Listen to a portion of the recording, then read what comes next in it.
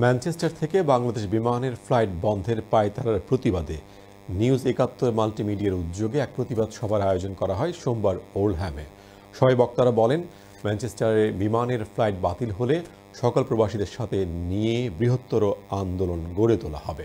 বিস্তারিত জানাচ্ছেন আমাদের নর্থ ইংল্যান্ডের বিশেষ প্রতিনিধি সৈয়দ সাদেক আহমেদ।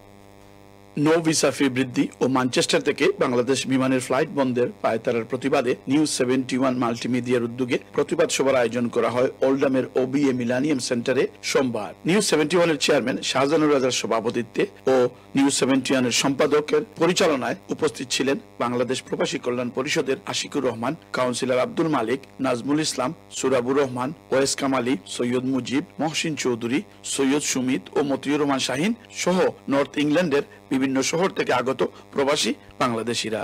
সবাই বক্তারা বলেন, প্রায় ৩ লাখ বাংলাদেশিদের বসবাস এই নর্থ ইংল্যান্ডে।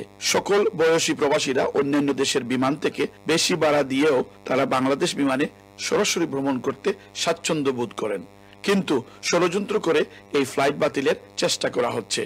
তাই তারা বিমান কর্তৃপক্ষকে এরকম জনবিরোধী সিদ্ধান্ত থেকে ফিরে আসার আহ্বান জানান। আমরা আশা করি সরকার এই প্রতিবাদ সভা নোটিশ করবে এবং এই ফ্লাইটটা চালু রাখবে ইনশাআল্লাহ। নো ভিসা ফি ৪৬ পাউন্ড থেকে ৭০ পাউন্ডে উন্নীত করার তীব্র নিন্দা ও প্রতিবাদ জানান তারা। তত্ত্বাবধায়ক সরকার আছেন, তার কাছে আমি কমিটি থেকে এই মিটিং থেকে অনুরোধ জানাই যে এই বৈষম্যটা দূর করিয়া এই ইনক্রিজ এটা বন্ধ করা লাগে। এছাড়াও সিলেট উসমানী আন্তর্জাতিক বিমানবন্দরকে একটি সত্যিকারের পূর্ণাঙ্গ আন্তর্জাতিক বিমানবন্দর হিসাবে চালু করতে হবে বলেও তারা আহ্বান জানান। Syed Sadek Ahmed, Channel S News, Oldham, greater Manchester.